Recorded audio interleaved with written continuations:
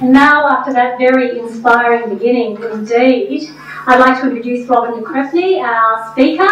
Robin is the author of Ali Al Jenabi, The People Smuggler, and I won't read her bio to you because I assume you've all read it since you're here.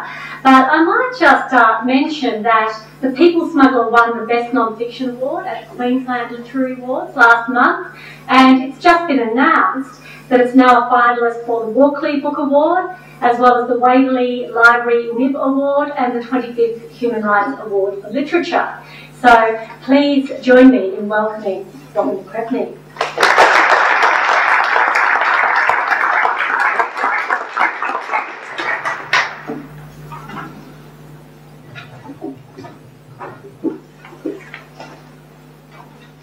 Thank you very much. This is one work. Maybe I can move around a bit. The book, The People Smuggler, it was never written as a political book at all. It was written about an extraordinary man. You're such an inspiration, Christopher, thank you. It was written about an extraordinary man who lived an extraordinary life. And but because he was a refugee and took that journey that so many people took, that his story has in many ways become a political book, just in that it is starting to reach people in a way that helps them find out what it is really like, and to put themselves in the shoes of someone going through this experience and begin to ask themselves, what would I do if I was in that situation?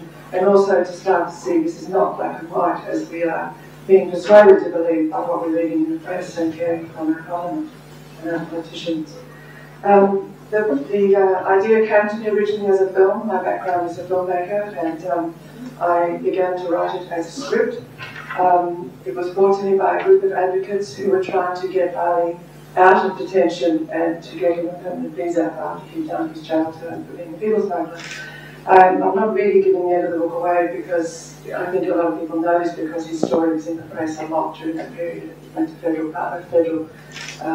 federal court, and it continued to be pursued for many years. So it was brought to me by the advocates who thought to themselves, or discussed the idea, the only way they could get the minister of the day, and at that stage his application could only be responded to by the minister, who had been through all the formal process of the immigration department, and now was in the hands of the minister to give him permanency, to give him permanent residency. And it was reviewed 3 times by 3 different ministers, including Crespigny, who is now the minister. This is back in 2008.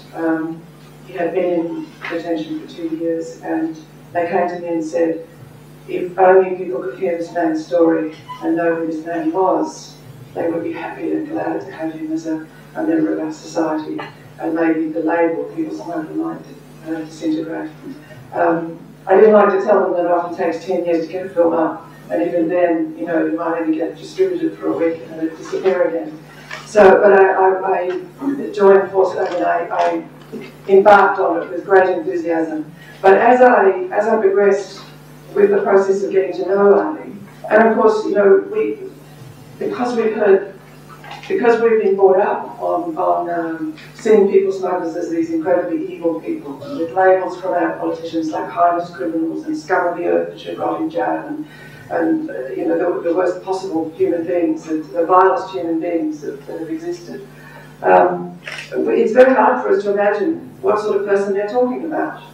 So when I met Ali, I was very impressed. He's a man with a very strong sense of morality, a very strong sense of responsibility. He had a great feeling for life, with a wonderful sense of humour, and mostly a great love of his family. And the other thing that really surprised me was he had a real insight into his own behaviour. He had a tremendous sense of self-awareness that I really wasn't expecting from someone from his culture. Did I say Ali was an Iraqi refugee? So, did I say that? Okay, so we're talking about Iraqi. Yeah. And just as a little sketch of the book, Ali became a people smuggler to help his family to safety, get his family to safety, but ultimately came to be seen when he was tried in the Australian courts as the Oscar Schindler of Asia, rather than a heinous criminal that politicians were hoping. So the show trial somewhat collapsed and turned into one with great respect for this man. But anyway, I proceeded with working as a film, and we would meet every week or so, and we would talk for several hours, and I would take everything he said, and we would then have lunch, and often we'd listen up, and we'd get much more interesting material, and I'd take it home and I'd transcribe it, which would take hours of boring work. But I felt that this was a way of really getting inside Ali, because he had come from a culture where there was no trust. Here was a white Western woman wanting him to open up his life and tell me his story. And he was Arabic was a man, so there was a great gulf between, as you would imagine. He was born in the 1970s, in 1970. So for the first 10 years of his life, he lived under the early years of Saddam Hussein. Those years were initially not unlike Hitler. Saddam was very popular. He managed to keep the money from oil in the country. He put it into free health, free education, universities, infrastructure, buildings, giving back land to people who had previously had it taken from them. He was quite popular. What they didn't know, the people generally didn't know, was underneath he was building a massive army and a very powerful secret police. So at the time it got to the end of the 70s, he used a very clever method. Sitting at your breakfast table in the morning, you didn't know who you could trust. Because if someone was in the family was speaking out against the regime or Saddam, the secret police would take one of your brothers aside and say, if you don't inform on your brother, sister, whoever it was, we will take your children and torture them and then execute them in front of you. We can't imagine a Sophie's choice like that from a country like this, perhaps. But we could also, I suspect, understand why your brother would betray you. So once you break down that unit, the family unit, the trust within the unit, how can people unite just because they've got a political purpose that they agree on? So it divided society and broke down any capacity for people to stand against him. So I just described that a little bit as it's the background. I began to realise that I found him so interesting. I wanted to know what drove him, where he came from, who he was, what made him into this man that every day would get knocked down and the next day he would stand up. A man that stayed alive when so many others died, where he came from, who his parents were, what background was. And I knew I couldn't do this in a film, an hour-and-a-half film, or 360 pages. And I knew when you do a character-driven film, you usually have a very simple plot. Well, this was not a simple plot. This was an epic. It was like an odyssey. It crosses 6 countries, 2 continents, mountain ranges, ships at sea, casts of thousands. So it seemed to me I had to make this choice. Where would I go with it? And I decided if I went with a book, I could get into the underneath of the man and tell the epic journey. And I think the beginning of Ali's trust for me was when in order to do the book, I needed to get him to agree that we would do a book rather than a film. And when I read him that first chapter, I think he realised that I was not going to manipulate his material. I was not going to Hollywoodise it and romanticise it. I was going to tell it in the raw, real way that it was.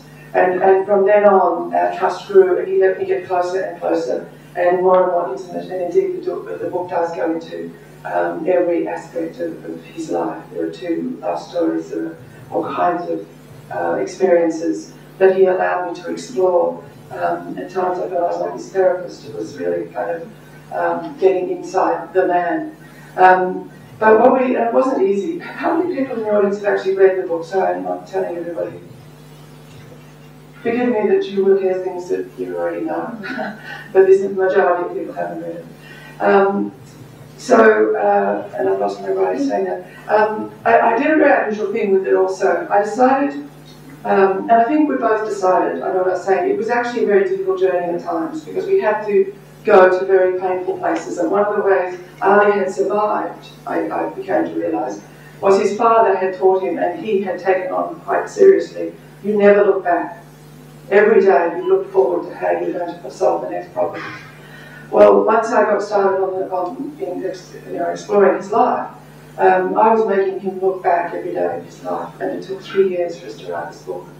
And so near the end it did get very hard for both of us. But what we felt was the book could become an every refugee man story. And I think as my father, who was in the Second World War, when he returned, he did not want to talk about the horrors he had been through. I think so many refugees who come here don't want to talk about what they've been through. They've come for a new life. They want to try and move forward. But they also want us to know what they've been through. They want us to know what it was like and why they left their home and their families and their language and their food and their culture and their ancestry, and why they got on a leaky boat risking their lives and came here. They want us to understand that, but they don't want to have to talk about it to everybody. And so we thought that, if Ali could tell us the story, and if I could get to the real depths of it, that he somehow it would be an everyman story, that other refugees would feel they don't have to do it. And indeed that does seem to be happening. But one of the ways I felt was important to make people really have that experience he was having was to do it in the first person, which is actually an unusual thing to do, because a biography is normally written in the third person, when you stand back and you observe that person's life. He came into the room full of 120 people and he got a fright and ran out, rather than I walked into the room and there were 100 people and I freaked. When you're inside the person, you tend to identify with the experience more. So I wrote it in the first person. A memoir is written in the first person. It's written by the person whose story it is. And it's not a fiction because it's a true story, so it does have difficulty in classifying. But as we go, I want to read little bits to you to give you a feel of the book, and I just wanted to explain that to you first so you know what's going on, and I'll start talking about Ali. If anyone does have questions as we go, I'm very happy to, if you want to put up your hand, and then we'll have a Q&A after. Often one forgets what I wanted to ask, but Q&A comes. I'm just going to read you a couple of paragraphs from the first chapter. It's called Hassan Pilot, which was Ali's father's name. I'm just going to do a very short little bit. My father had a reputation as an individual. He was the son of a pilot. Not that the pilot flew planes, on the contrary. But one night, when my grandfather was particularly drunk, he stood on the roof and said, "They think I can't fly? I fly." And he jumped off and broke half the bones in his body. It became a story amongst the people of our city, who named my grandfather Pilot. So my father, Hassan, became known as Hassan Pilot. My grandfather walked with difficulty on 2 crutches for the rest of his life. But like my father, in those early years, he remained jovial and good-humoured. When he was on his deathbed, Hassan Pilot took me to see the dying pilot, but I was only 6 and was confused by his sickly smell and the sucking in and out of breath, and I ran from the room. I did not yet know about death. For the first 10 years of Ali's life, his father was a really beautiful father. He was a lovely man, and the children were all incredibly close to him. And then at the age of 10, Ali's father gets picked up by the secret police and thrown into jail and tortured so horrendously for being heard to speak out that he was completely broken as a man. And when ultimately he came back to the family, he was like physically and mentally decimated. He took up drinking and became quite violent with the family, so that the children had to get used to this father who had been a really loving father that used to tell them stories and take them places and things that other children in the community never did, like go to movies, took the daughter to movies. And suddenly he was a very violent father that they were afraid of and had to escape. He was not capable of taking over his role as head of the family, so Ali, as the oldest son, had to fill that role at 10. He would go to school in the morning, and in the afternoon he would go to the markets and sell cigarettes to make money to feed the family. About that time, about 3 or 4 months after the father had got back from his torture experience, he was then sent to fight in the Iraq War, which you might remember was for most of the 80s. He was sent as a commando. These are the guys that go out front and meet the enemy face to face. When they take the territory, the army move in behind and hold the territory, and then they move on. There's a couple of seats here, and there's a lot of seats down the front. So please sit down. But the one thing that Father did do was he would come home on leave and he would produce more babies. Maybe a good thing, maybe not a good thing, but it did increase the size of the family considerably. But I mention it because Ali began to be old enough to be father to these children. So I began to sort of understand and see these incredible paternal feelings he had towards his siblings, because basically he raised them. So I think it was sort of like a double thing, you know, my sister, my brother, my daughter, my son. And that continues through his life to this day, this amazing devotion. And also as the head of the family, he did ultimately play the father role. And from the age of 10, you know, this little boy. And how he took on those responsibilities, I don't know, but he seemed to do it very gracefully. So fathers, because all of the men were thrown into the army and had to go to war. So the father's off at war, and for 8 years he finally comes back. Then 3 years after he's come back, and of course we have Kuwait.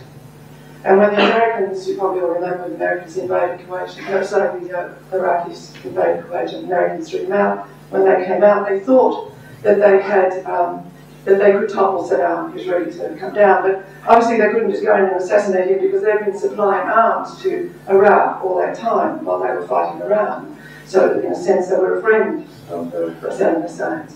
So they asked the Shiites in the south. All of the Shiites basically were living in the south, a major population in the south. Saddam himself was a Sunni, and the Sunnis were a minority, but he held power by this fist of steel with his army and his secret police. So the Americans said to the Shiite, if you rise up, we will support you. And so the Shiites did rise up, and then for reasons none of us really understand, the Americans went home. So the Shiite were left with no air power, and Saddam brought his army in and went right through the south and took out all the men and boys of fighting age and threw them into Abu Ghraib. I'm just going to read you another little snippet. They're following on from that. They moved swiftly through the mostly Shiite southern cities, imprisoning, torturing and killing all the young men and anyone suspicious. When we heard Saddam's army was coming, everyone ran out of the city. It made no sense because there was nowhere to hide. Better options were fight or flight, and we knew we could not fight AK-47s, so we flew. There were 11 of us by then, 9 children plus my parents, but my father refused to go. Perhaps by now, he and Saddam were as mad as each other, but he yelled, "I won't run from Saddam. He destroyed our country. He should be running from us," and stood firm. There was no moving Hassan Pilot once he had made up his mind, or perhaps he knew there was a limit to how long he could go without a drink. But either way, we had to give up and flee without him. My mother's last baby, Hashim, was only 1. I was carrying him in my arms as we ran through the streets. When we were about a kilometre from the city, we saw a helicopter. Maybe some of the remaining Americans were coming to save us after all. But when it got close to us, we could see it was one of Saddam's, and then it began shooting at us. We scattered and ran towards a cluster of date palms.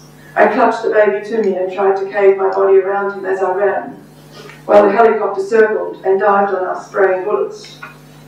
I leapt beneath some of the low fronds with the baby. Ahmad was already there, trying to shield our little sisters, Afra, Alam and Ines. My mother clutched my other brothers. Ahmad and I caught each other's eyes. This had to be the end. The palms were virtually no cover. With guns blazing, the helicopter circled again and began its final approach.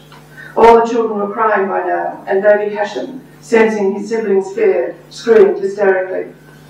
I held his tiny body tightly to me and looked again at Ahmad. He was shaking with terror, yet he tried to smile at me. "It's okay, at least we go together," he whispered.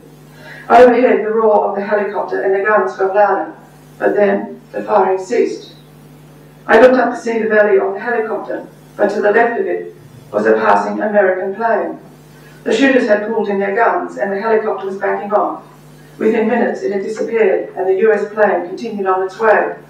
Maybe it was just heading home to the USA, but one way or other, it inadvertently saved our lives. God bless America.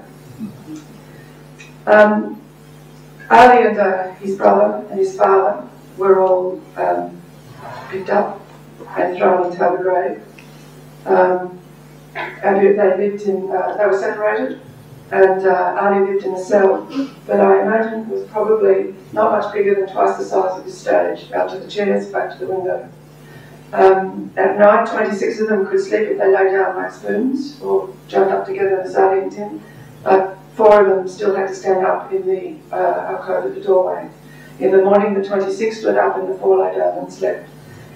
During their days, they waited to hear the jackboots coming down the corridor and the iron door to open and the guards to step in and call names. And whoever's name was called, they would be taken to torture that day. And if you survived torture and were thrown back into jail, you would, there was no fresh water and no disinfectant, so many people died from their injuries. Many were tortured and executed after, many were tortured to death, and some were just executed. Every day there were arbitrary executions in that jail. Maybe just to make room for more people, we don't know, because they certainly didn't know why they were being executed. Frankly, I couldn't have lasted half a day with that kind of fear, not knowing when it was going to happen and if it was going to be you. They couldn't even talk to each other about their families and the worry they were having about what was happening to the people they left behind, because they had no communication outside. Because they all knew that they all had their limits under torture and eventually they may speak. And they didn't want to have information that they disclosed about the other people in the cell with them who had become their friends. Ali lasted this for 4 years, which I find extraordinary. I have written in quite detail about being inside Abu Ghraib at that time. We know a lot about what it was like, even what it looked like when the Americans were torturing the Iraqis with electric shock and stuff, which was hideous. But under Abu Ghraib, it was known as the worst jail in history. Ali used to say to me, anything you can imagine or that I can tell you, worse was done. Anyway, he managed Bengali to survive. It wasn't all, strangely, it wasn't all gloom and doom. He had a lot of stories to tell, you know, about the way they made fun in those horrible conditions, and the strength of the human spirit I found so extraordinary that I just had to write about it, because I felt that nobody had quite gone there before. I haven't read it particularly in the first person. But if you do read the book and you find the second chapter difficult, you can skip over it. But I also try not to focus on the actual physical violence, but more on what Ali was feeling about his circumstances and what was happening in his head.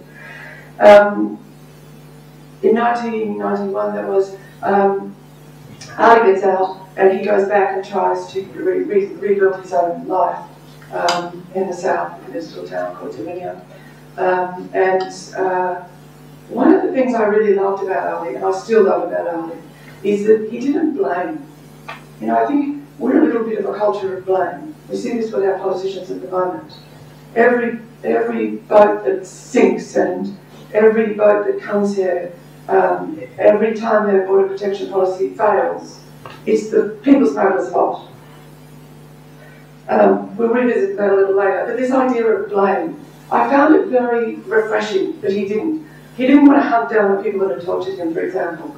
However, he did want to bring Saddam down. So eventually he goes to the north, being Kurdistan, which was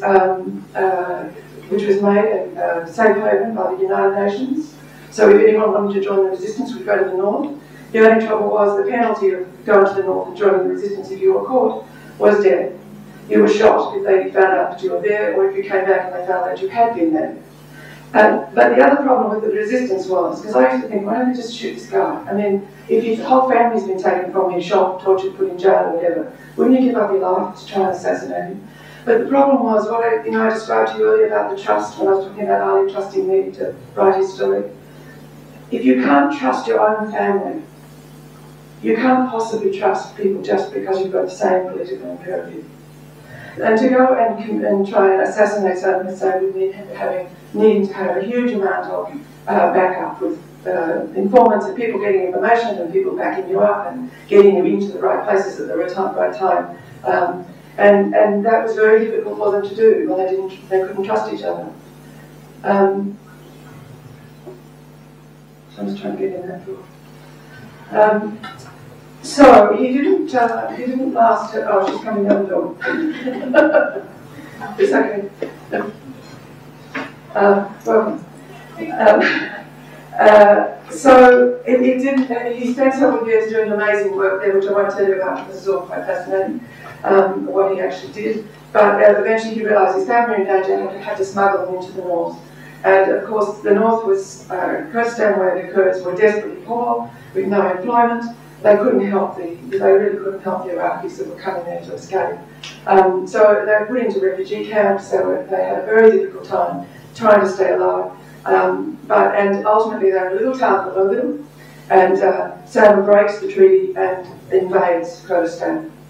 And so they hear the tanks coming and the army approaching, and they run to a town called Selmania, which is right on the border of Iran in Iraq. And Ali had tried to get across every other border and been unsuccessful. So he decided that they would run to Selmania and try and get across the Iran-Iraq border. They didn't want to go into Iran. Many of their family had died during that terrible war in the 80s. So they get to Selmania and he finds a smuggler. And my problem with getting into Iran across that border is it's a massive mountain with ice and snow and shaggy cliffs that have to be climbed around it. It's an enormously dangerous crossing. And Ali has all these little children and his mother who's not well and he has to get across.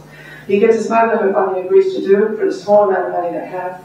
And he goes off to arrange it. The family wait for them to come back and pick them up. And they start hearing the windows flying open in the houses nearby. People hanging out calling, Saddam's army is coming to Selmania, Saddam is on his way, and the army is coming, and they start pouring out of the houses.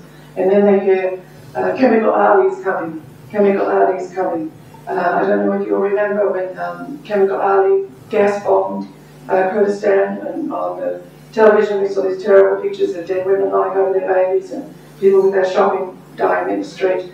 7,000 people in one village in just moments were killed with gas. So the Kurds are absolutely terrified. So they all start pouring out of the houses, and where I am in Melbourne, maybe the size of Iran, Ballarat, Bendigo sized town.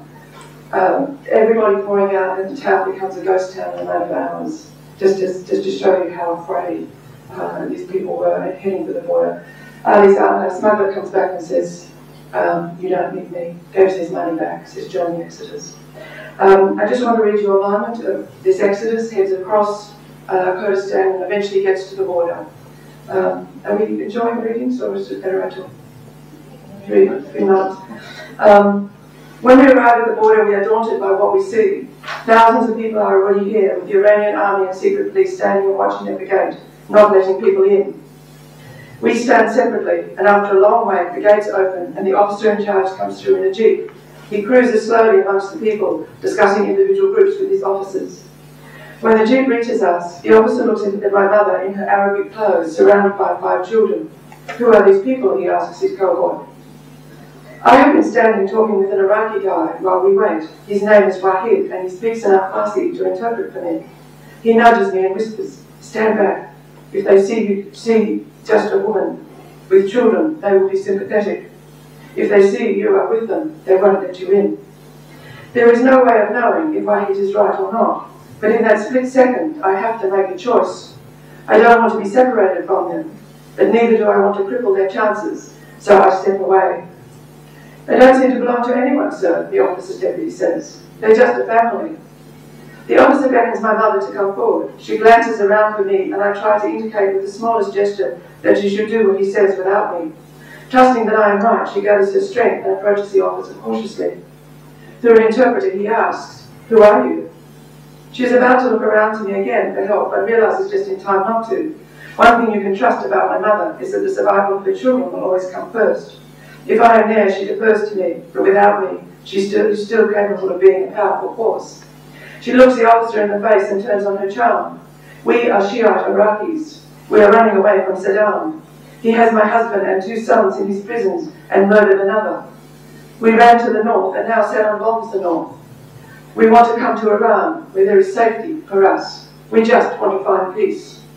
The officer looks at her longer than he needs to, then says, "Do you belong to any party?" "No," my mother says quickly. He turns to his deputy. "Okay, let them come in." My mother hurries towards the gates, her eyes fixed on the front of her arms around her children.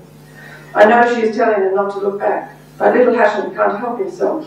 He turns to see me one more time and stumbles. Afra, my sister, grasps his hand to stop him falling, but as she does, she catches my eye for a second and I can see hers are full of tears. I want to call out that everything will be all right, but instead I have to look away as if I don't even know them. "You did the right thing," one Whitehead whispers, and he's probably right, but if I never see them again, this moment will haunt me for the rest of my life. Ali bin Ali crosses the mountains. Oh gosh. Okay, how can I truncate this? Crosses the mountains after 3 times crossing the mountains, and he eventually gets across. The book is starting to sound a bit grim, but in fact it's very humorous how he finally does get into Iran, and in this massive country he finds his family.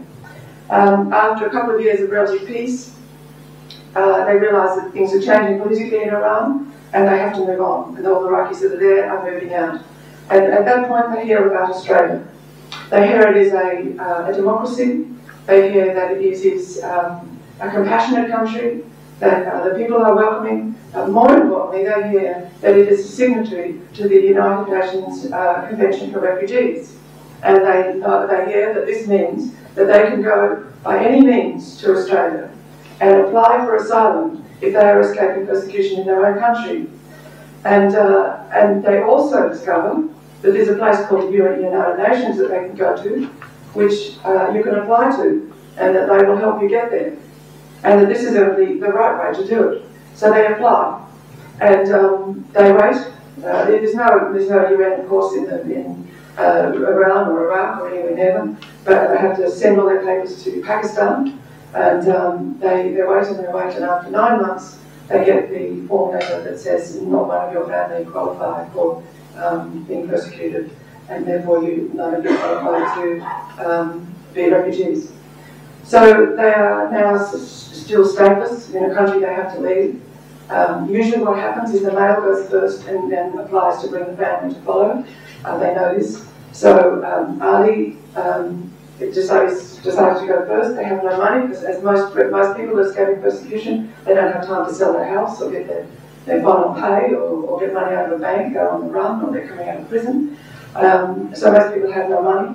Ali borrows the money to get a false passport because most people have no passports for the same reasons. When you're on the run, you don't stop at an embassy and say, "I'd like to get a passport and a visa to Australia," because they want to shoot you. So they usually don't have papers. To get a cheap passport, the best way to get a cheap false passport is just to change the photograph, and then you take on the identity of that person.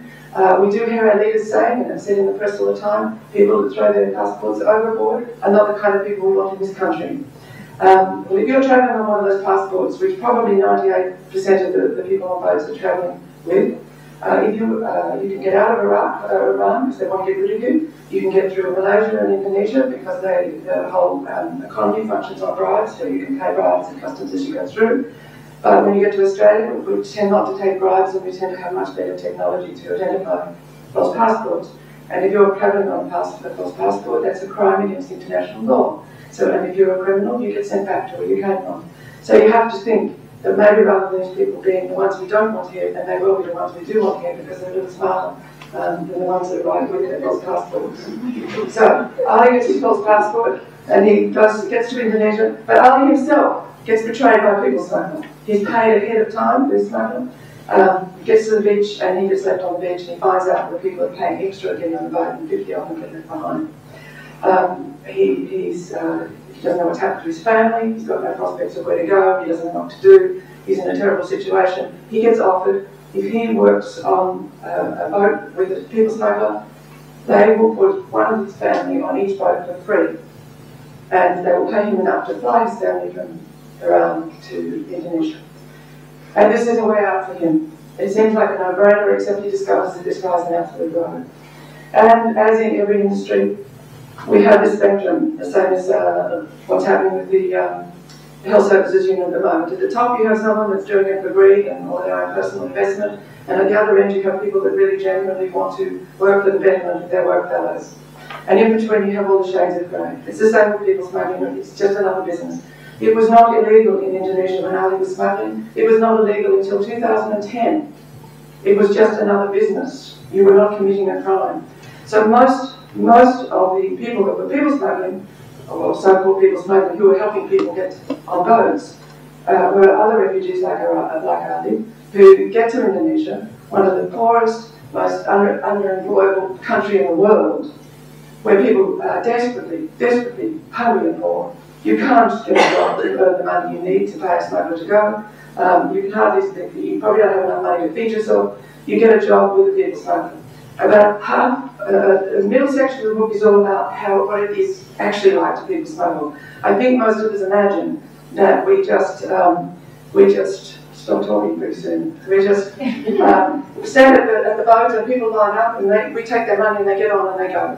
It's actually extraordinarily complex because people are coming in all sorts of little groups. There'll be 3 people and then 20 people and then 5 people. How do you know what size boat you're going to get? So you have to get the people before you get the boat. But once you've got the people, they want to go quickly, so then you've got to get a boat. And then more people might come while you're getting the boat. And you've got to get food for the boat, and you've got to get a captain for the boat, and you've got to get a crew for the boat. And then most of the money that you gather, a large percentage of it goes to the authorities because you have to pay the Navy and the local police and the national police and the harbour authority. They all have to be paid off in order to get a boat out. And these boats too often cost, $20,000, $40,000 in his time. That's what they were paying. But Ali needs enough. He is doing it. He's at this end of the spectrum. His purpose is to get his family out and put his own family on his own boat rather than this rogue who he started working for. And Ali charges everyone $1,000. And he puts children on for free, and he puts as many women on for free as he possibly can. And when someone comes along with $3,000, he tries to shuffle that money over to the people that have less than $1,000. And if he has 100 people, that's $100,000. So maybe a third of that goes to the local police, and then there's the food, and then there's buying the boat, and eventually, usually, he's used it all up. But the really nice thing I liked about him, and he said he didn't know other people that did this, but this was the way he wanted to be because he didn't want to change himself in order to do what he was doing. He said what he was doing was a job for people. And if they paid him and he didn't do the job, he gave the money back. So he was constantly in the situation of the police catching a large number of the people on the boat and putting them in jail, and him having to bribe the police to get them out, or having to leave them behind because he couldn't get them out. So he'd give them the money back. So there was always this juggle. At the end of sending a boat, usually there'd be nothing left. So he'd have to start all over again. But little bit, drip by drip, he got his family out. Ultimately, because I've got to stop here, he got betrayed. Are you sure? Is everyone getting exhausted? Okay. You wave your hands and you get exhausted. So I hope it's a good time for me to possible. He got betrayed. But the thing is, the Australian Federal Police were up in Indonesia, as we all know, trying to catch the so-called people smugglers. I have to just throw in here, the only real people smugglers, the only one that was actually making any money, were the guys at the top. We're never going to catch them, because they're in government, they're in the Navy, they're in big business. You never see them. And the Indonesians don't want them to get caught, because it's bringing money. The whole business of people smuggling, we shouldn't probably call it people smuggling, people coming through the country, brings money in, and their economy is desperate for a turnover of money. So people come in, and even if they're desperately poor, they're buying food, they're having to pay something for a hotel bill, even if they put 6 in a room. They still have to put money into the economy. And it turns things around. We keep hearing from our government that they're making a deal with the Indonesians to make people smuggling illegal, and they're going to help us. Why would they want to help us? I mean, this is part of their economy. They give lip service to it, but as far as they're concerned, it doesn't affect them. It only brings a little money in, and these people go. That's why they don't want the boats brought back. Anyway, so Ali was caught leaving the country because he went to another country. He went to Thailand to try and get another job because he finished being on his family home. And he got picked up by being betrayed by a double agent who worked for the federal police as well as working as a people smuggler, which is questionable in itself because we, as a taxpayer, are actually paying this guy who is a people smuggler. He was a guy that was involved in making CIVEX here, and he betrayed Ali, and Ali was caught and brought to Australia in trial. And in that trial, the government was hoping, the government of the day hoped that it would be a show trial because they just brought in the new law that smugglers got 5 years for each boat. And Ali had brought 7 boats successfully. I have to add, none of them there was any problem with these boats, they all came very safely. And so he was facing 35 years in jail. They had about 100 witnesses that came, and even though most of those witnesses, in a sense, spoke against him by saying that he was the person who involved them, the judge eventually acknowledged that he was more of an Oscar Schindler of Asia than a homeless criminal, that he was more a humanitarian and a freedom fighter. And he gave him the absolute minimum jail term of 4 years. And also took off the time that he already spent in Thailand. He was in Thailand for a couple of years, 9 months. And it's amazing, when I was researching, I went back to Darwin to go through all the trial and to meet all the lawyers, and all of them go, "Oh, Ali, how's he doing? God, he's a great guy." Even the judge wanted to meet with him. So, I mean, it says a lot about who. I don't think I was wrong in my estimate that he was a really decent man. I don't know what I'm saying is a really decent man.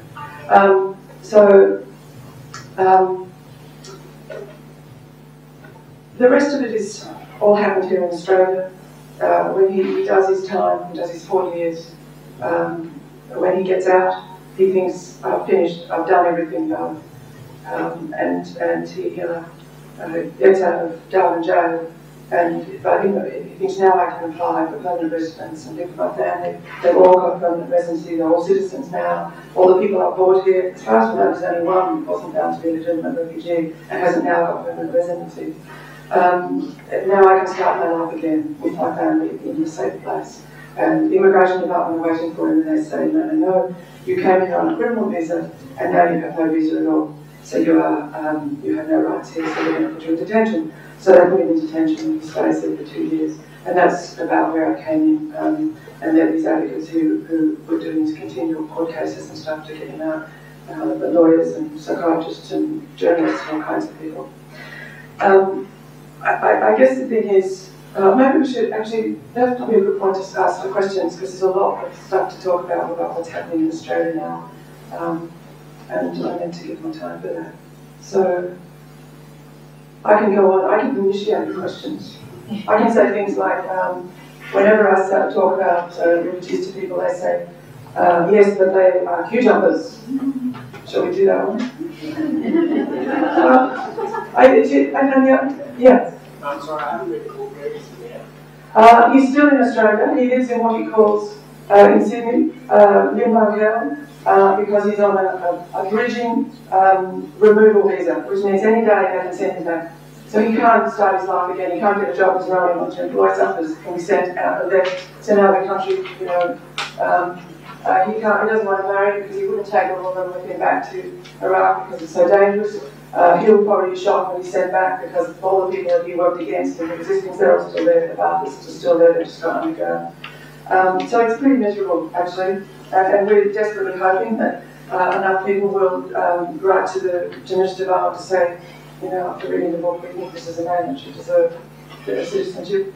I mean, the irony is, the guy that betrayed him, who I said, you know, worked on CIVEX, and was a double agent, was actually brought to Australia for free, paid $250,000, given a salary and citizenship to inform on Ali and other people's smugglers. And Ali, you can't get one, you can't get a visa. Should we go back to queues? I don't know how many people believe in the queue jumping thing. I mean, there's all these refrains that I heard today twice, just grabbing bits of News 24. I saw both, two of our major leaders call these people, these five people, illegal. And when we have this language coming from our leaders, I mean, we have to believe our leaders are sufficiently educated and informed that they know what is what. I mean, if we can't believe that, what do we believe? And then, unfortunately, the press pick it up and reprint it without comment. So these words are perpetrated all the time. The illegalness. So as I said, they have a legal right under international law to come here. So what are we doing calling them illegal immigrants? Both words don't apply. The queue, and please anyone who in the audience has more information than me, stop me on this, but my understanding is this. We have three categories. One category is people that come here as immigrants. They go through the normal process to immigrate to Australia. They're usually people from maybe the UK and countries like that, where they have children here, or grown-up children, or family, or they have an illness or better weather, or they like the lifestyle or whatever, or they have a terrific skill that we really need here, like judges and lawyers and engineers and whatever. And we take. I know we take at least 180,000. Someone told me the other day it's 200,000. Does anyone know that? Well, say it's only 180,000. Interestingly, we seem to have no problem with that. So when we talk about, or hear people talking about how the country's going to be overrun if we let all these boat people in, you could make that comment. We already take 180,000 each year. We then have the UN quota, which currently takes 6,500. And those people, that's quarantine just for people out of the UN camps. But we go, our representatives go overseas to the various camps and pick out people that we want. So they might pick your brother who has the right language skills and social skills and physical skills or whatever, and he'll get the job, but you mightn't, because you may not have been well educated, or you may have different things, or you may have a disability, which is not a good thing to have to get into. So we actually go and pick those people. But anyone coming here by boat can't knock those people off, because the quota is just for people from UN camps. It is not for boat people. So, and usually people are talking about queue jumpers say, well, they're queue jumpers because they're jumping the queue on the people that are in UN camps who have to wait forever. Well, they do have to wait forever. And the truth is that, certainly at this time, 98% will never get resettled. About 2%, and even if you take that up to 5%, let's say it's 5%, will ever get resettled. So the rest of them are going to spend their lives on those dirt floors watching their little kids grow up to big kids with no education, no stimulation, nothing, often not enough food. So, a large number of people on the boats are actually people out of those camps who have given up and said, I've waited for 8 years, I'm not going to do it anymore. And unfortunately, there's nothing to do in those camps, so they have a lot of children. So these children are growing up so disadvantaged and dysfunctional that, of course, you go and catch a boat. So that's that category. So the people who come up are not knocking them off. And there's one more category, which is a humanitarian category, and that's what takes the intake of boats. And they take a whole bunch of things. They take women at risk, so women in countries with war-torn countries that are likely to be killed for who they are, and what they call a family reunion, refugees who are already here who want to bring their families here, and there are several other categories that go into that. And that's the category that's been increased from 13,500 to 20,000. However, only 6,000 of that is allocated to Indonesia. The rest of the camps, I don't know why they would do that, because there's only, as far as we know, there's only 7,000 in the camps in Indonesia. And there's probably 3 that are on the run that the police haven't caught yet. But if you made it 10,000 and took 10,000 out of it, you would clear Indonesia. And then we have, so if I make sense or I talk too fast about queues? So there is no queues. I mean, apart from anything else, even if there was a queue associated with these UN camps, there's hundreds of these camps. What would happen? You've got somebody that's ready for resettlement in Australia. Do you ring up the other 100 camps and go, my guys got to the front, who's second? How would you do that? How would you coordinate to work out who's first? So the Pew thing is a ridiculous argument. More arguments. Yes. Okay, I'll speak without the mic. I just wonder, as a filmmaker, whether you do have any aspirations to have this story made into a film. So that's the first prong of my question. And the second is, I wonder whether you'd care to comment on the way people smugglers are portrayed in the media. And I'm thinking particularly about the Four Corners program several months ago, featuring the Safeway car park scene with Captain Emad, and Sarah Ferguson attempts to chase him down, and what your view is about that kind of filmmaking. Firstly, filmmaking, for making this into a film, as I said, I did begin to write it as a film, so I will, once I've finished speaking to it, which seems to be going on indefinitely, I'll start writing the script. And I'm not sure whether it might be better served as a mini-series, because it's like 3 natural sections, and that won't get all the book in. If I make it as a film, I have to cut a lot of it out. So definitely that's what's next. As regards the Four Corners program, have we got any friends of Four Corners in the room? I don't want to speak against a colleague, but I have big concerns about that project, about that particular episode of Four Corners, and I think it did a huge amount of damage. I mean, first of all, the idea of the thing that was so frightening, the idea of smugglers in our midst, is really, there's something quite absurd about it. I mean, how can you be a smuggler in your country of destination? To be a smuggler, you buy the boat, you get the captain, you put the people on the boat. And once they go to sea, well, you know, you've got nothing more to do with it. You can make phone calls from Australia. But, the Captain Emad, as far as we can understand, certainly most of the people that are in the so-called business see Captain Emad as similar to the guy that I call the Weasel in my book, who is the guy that betrayed Ali. In other words, he is in the pay of the Australian Federal Police, and I have no right to claim this, so don't go, oh my God, I've been recorded. Everyone cut this bit out. And so he was presumably an informant and had informed on much of what was happening in Indonesia, and his payoff time came, so he gets flown to Australia and paid and given a house and given a job and told to keep his head down.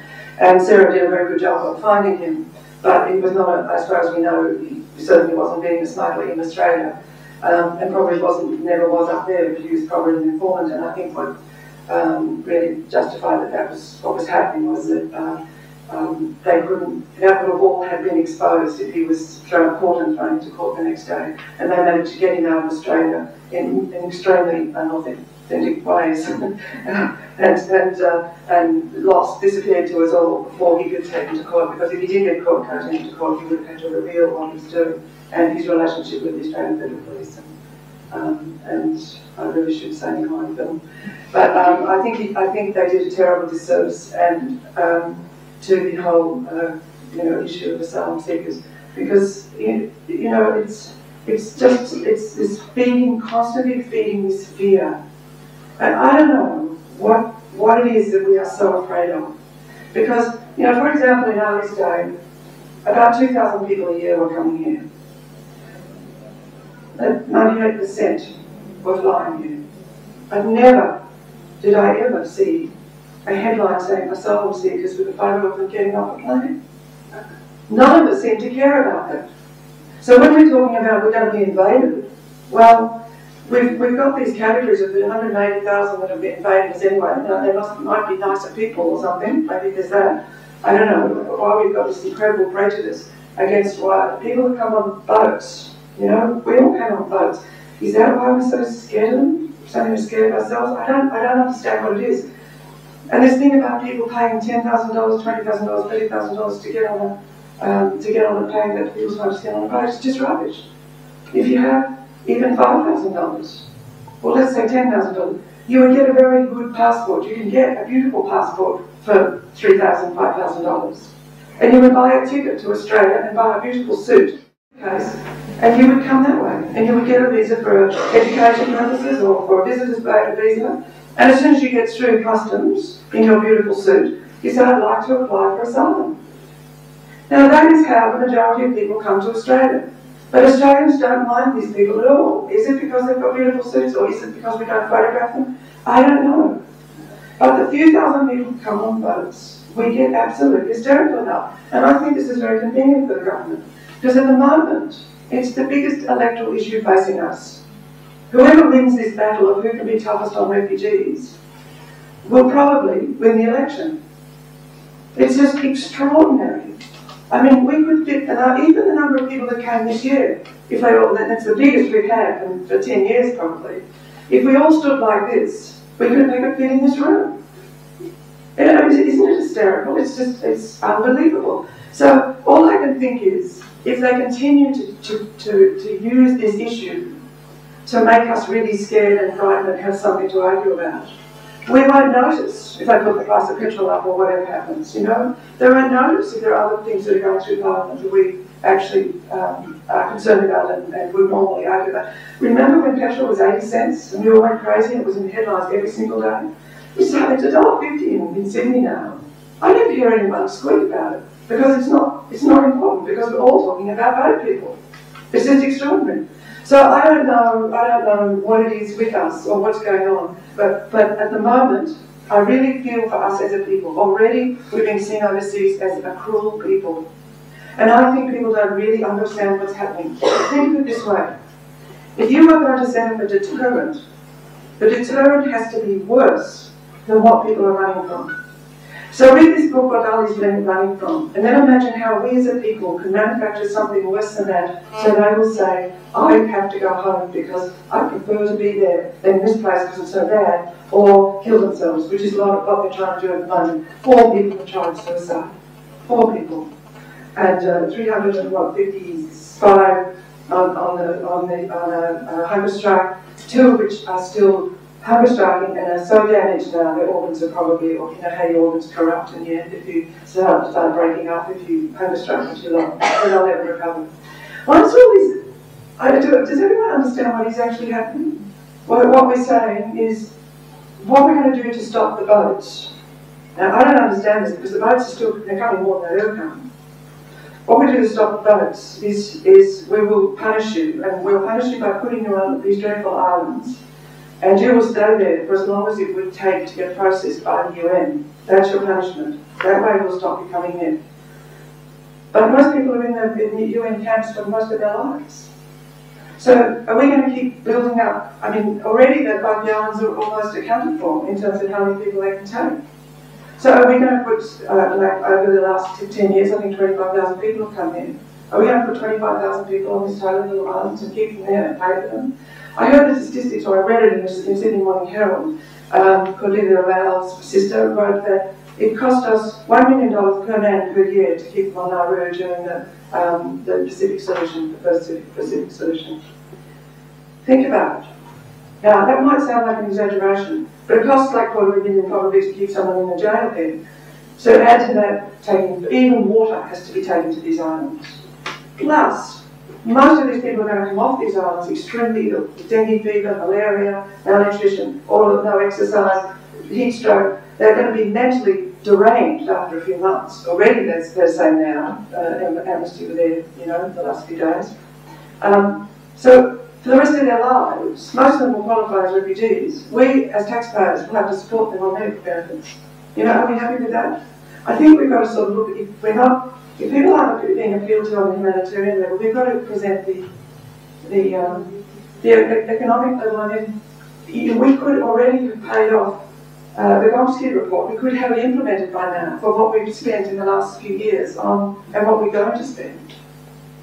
And you know, the other thing about, we saw all our politicians crying in Parliament when they were saying we can't have any more drownings at sea. The truth is, the majority of boats, in fact, it's believed that it's 97% of the boats come here safely and in an orderly fashion. We know where they're coming, we just have to meet them if we don't want any more fatalities. 3% are the ones that, like Christmas Island and the city. It's 3% that actually found it.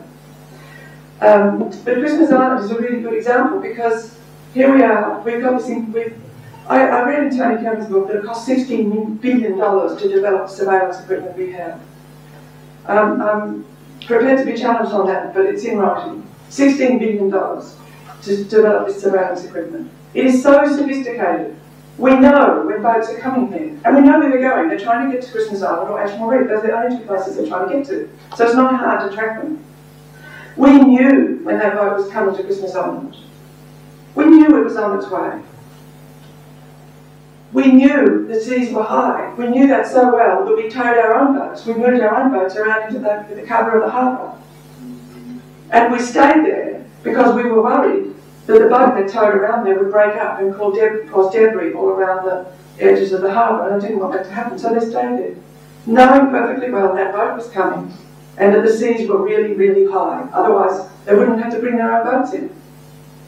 And yet after it found it on the rocks, it took about 3 hours or something, didn't it, to get around and start trying to pick up those people? You know, you have to question, don't you, why such a big thing is being made of these dark drownings at sea, when it's only 3% that drown.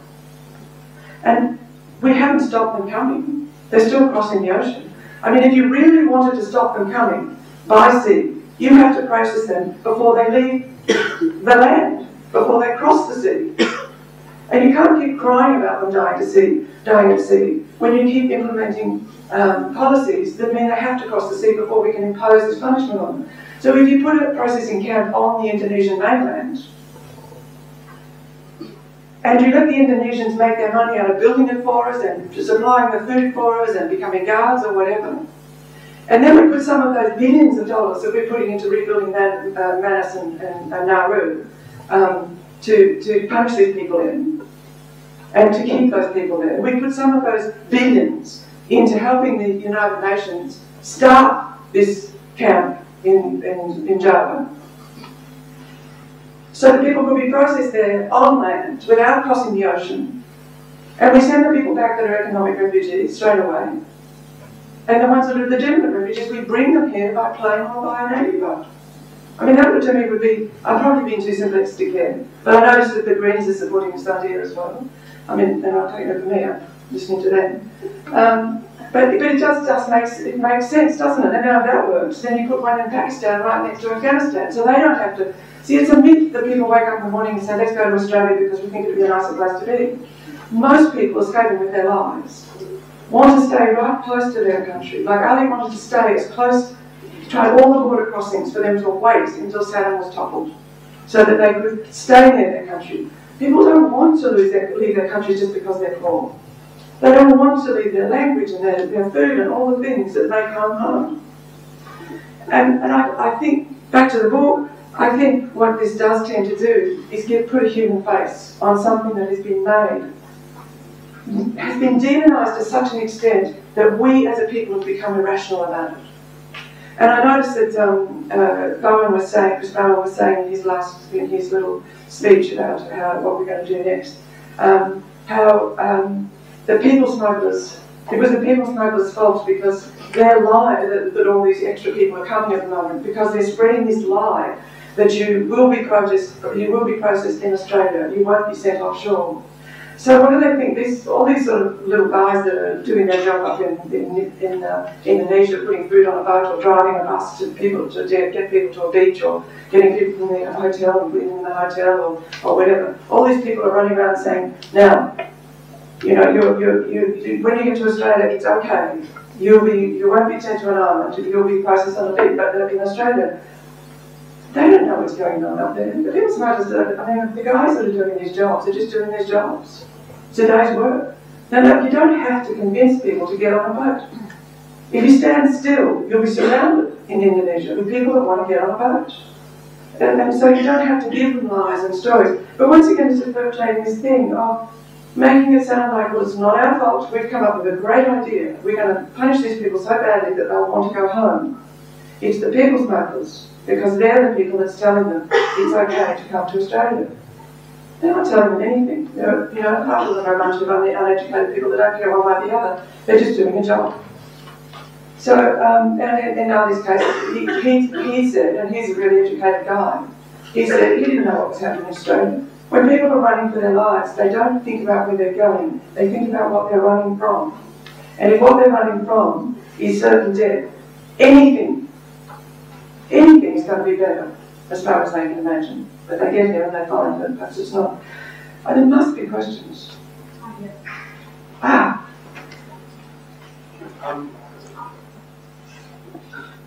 Yeah, I can hear you. No, use it, I can hear you. Okay, cool. You spoke very passionately with me about the need for maybe a more compassionate refugee policy. I agree with what you do on that. But I thought just for argument's sake, mix it up a bit. Yes. I might put forward something that was often propounded by former Prime Minister John Howard. And he often used to say, said on numerous occasions, that in this policy it's not the opinions of people like you and me that matter.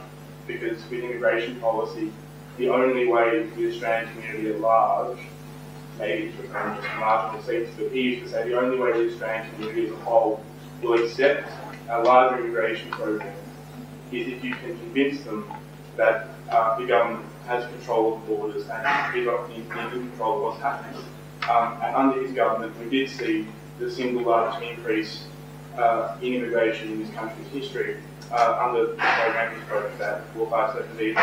So I was just wondering if you could respond to that argument that the only way we can have immigration and compassion is if you can convince the community that we're in control of what's happening. I'm not sure what the in control mantra is, because it just seems to me that it's about education. I think it's about, like, we might agree, and the majority don't, and I think the majority don't simply because they don't get the information. And I think the majority are just reading what's in the press, and what is in the press is what is a copy of what is. At the moment, the press has been so diminished of experienced journalists, because they're already fired because of the economy or whatever. They're basically, young journalists who are just getting the media releases from the press releases from Canberra and putting it in the paper. So we're getting direct line of what the politicians want us to hear. And they actually don't want to hear us have conversations like this. They don't want people to be reading books like this. And I suppose if we can, each one of us, kind of start talking to somebody else, or each one of us that agree on this, start talking to somebody else and they talk to somebody else, and certainly the book is sort of going into places you would never imagine, because I'm going to places where you would never imagine, then maybe that majority changes. Because I think so long as, this isn't really just about votes, and so long as people can be taught to be afraid and kept afraid, then this will never change, and this competition for who can be toughest on refugees will just get worse and worse and worse. I mean, what are we going to do to them eventually? We're now talking about putting them into the community on bridging visas, which are the same as the temporary protection visas. And for those of you who don't know, not only is that an absolutely miserable existence for someone because they're not allowed to do anything, but they're not allowed to bring their family here. So what happens, legally? So what has to happen? The only way that the families can get here is on both sides of CIVEX. And that's why the CIVEX, all but 14 people of the 350 people were women and children, because they're desperately trying to get here to the people that are on temporary visas. And that's what we're bringing back in. We're stopping family reunion. So what's going to happen is there's going to be a whole heap more boats coming in across the ocean, and they are going to, we're going to have more drownings, and they're all going to be women and children, because you can't. Why should we expect families to accept being separated like that? I mean, it seems like, I don't know where this. See, going back to your thing. What I find really interesting is I'm deliberately talking in all kinds of places. I'm doing the regions and places like that. And I'm finding so much compassion from people, and so many people saying, but we didn't know that. We thought, and then they tell you things that you realise justify their fear. So it's an information problem? I think it is. I think it is, because where do you ever find people that really want to hurt other people, want to give other people a miserable life and punish them? I don't think there are many people in our society particularly that want to do that. I mean, it's not like we've lived under a terrible regime where we've been threatened with our own lives and stuff. And we've all had reasonably decent lives. I don't know. I think it's just misinformation. They've been made into the other. They've been made into like the first time we see them, these few thousand people. We see them on the boat. It's always the same footage on the ABC, the same people. They all have headscarves and look daggy and terrible because they've probably been on the run for a year or two with the same clothes. And they get here, and so long as you have a few headscarves, you think, oh, they're all Muslims. Well, the truth is, less than 50% are Muslim. Most of them are Christian, Hindu, Buddhist, but they're not. They're not. The majority is not Muslim. And then the next time you see them, they're behind razor wire. But when they're on that boat, at least one, but usually several of our politicians refer to them as illegal immigrants. And then we see them behind razor wire, and we think, okay, well, they must be criminals then. And so they should be there. And that's what the majority of people see because they've got too much going on in their lives to really explore any further. So I do think it's education. And I think, you know, once we start being called cruel people, I think it'll affect us the same way as the white Australian policy did. It took generations to get over that.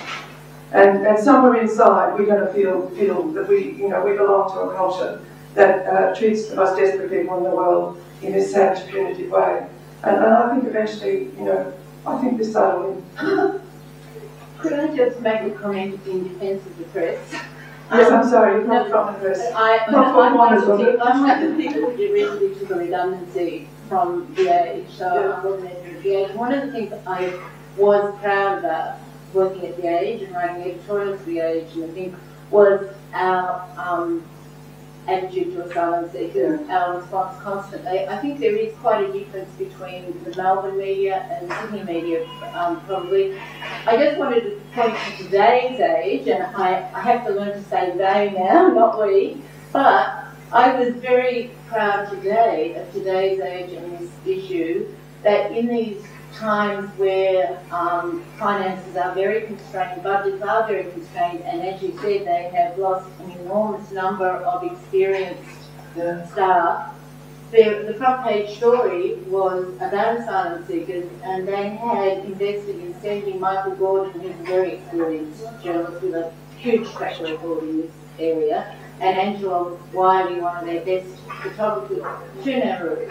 They didn't get any clearance from the government. They weren't allowed into, I don't know how many people saw the story, they weren't allowed into the detention centre, although it was supposed to be open access on Nauru. So they climbed the hill at the back where they could be seen, and they communicated with the asylum seekers that way. And I'd say that the Age has all along tried to, we had a policy of trying not to use words like both people, trying not to be hysterical about things that the editorial line was always that the government had to fulfil its obligations under international charters.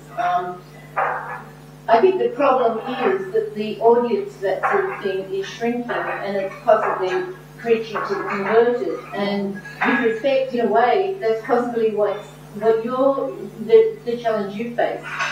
How do you get to change attitudes to educate people who don't already think the way you do?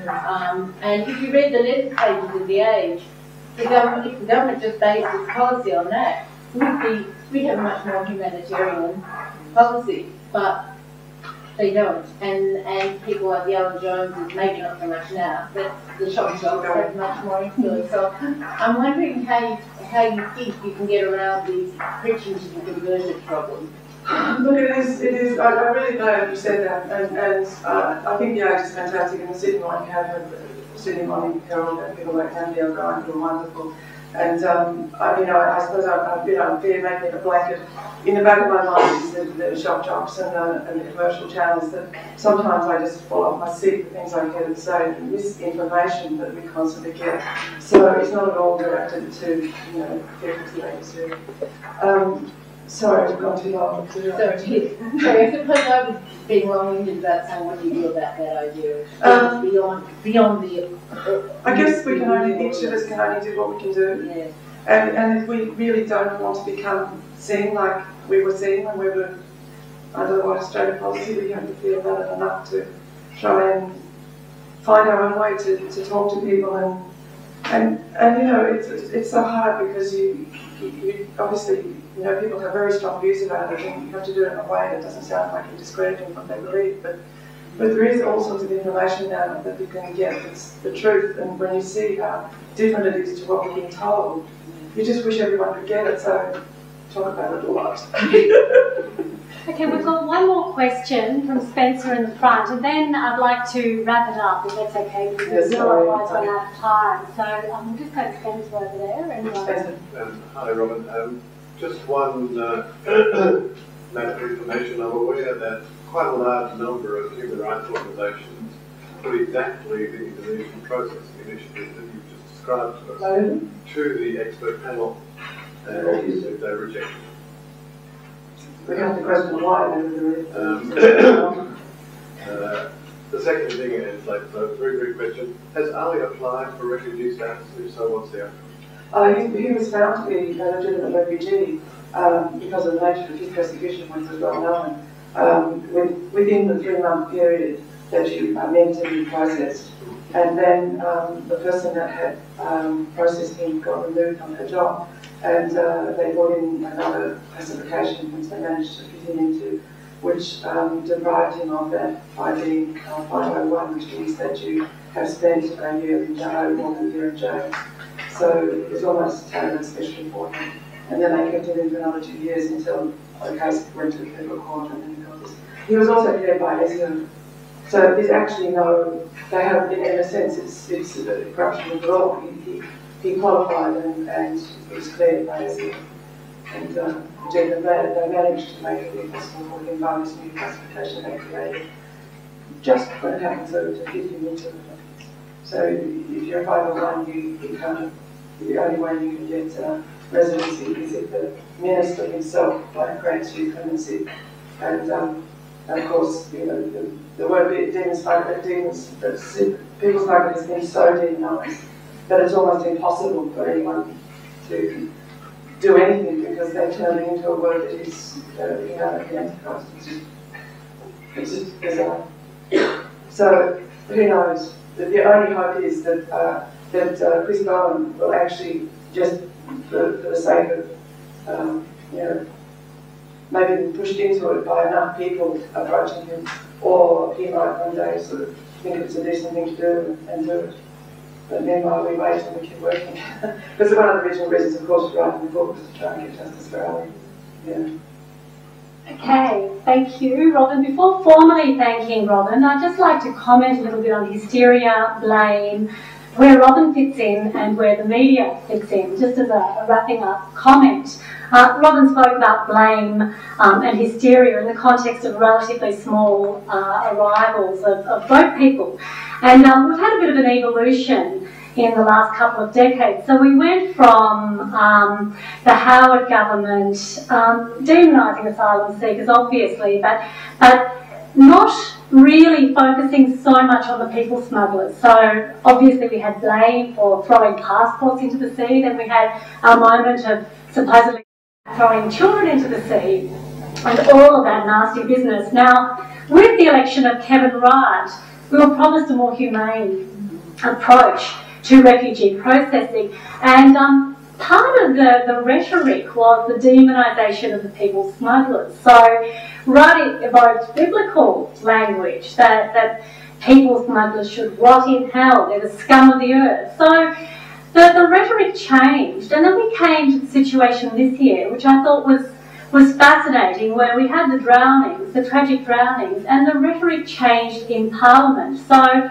all of a sudden, offshore processing, which Labor had castigated in opposition, became cloaked in the mantle of humane policy. This was to save the asylum seekers. We were doing this for them, to save them from themselves. And the image of politicians crying in Parliament, I think a lot of them really believed that this was humane policy and this was what they had to do. And I think that events unfolding in recent days would certainly disabuse anyone, any thinking person, of that illusion that offshore processing is a humane policy. So where does Robin fit in? I think that the way we need to address the problem of blame and the rhetoric that we have with respect to boat people or irregular maritime arrivals is by telling the human stories. And I think that Robin has done an incredibly important job in that regard. And the media sometimes does a good job. I think that The Age has played an honourable role in this media landscape, and so has the ABC in some respects, The Drum, for example. I also think it's worth mentioning something like SBS's Go Back to Where You Came From, because that was reality TV, real reality TV, complete with hype, shock jocks, you know, and lots of advertising and a huge audience. But it wasn't manufacturing the drama by saying every housemate's got a secret. It was actually going to Mogadishu and going to Kabul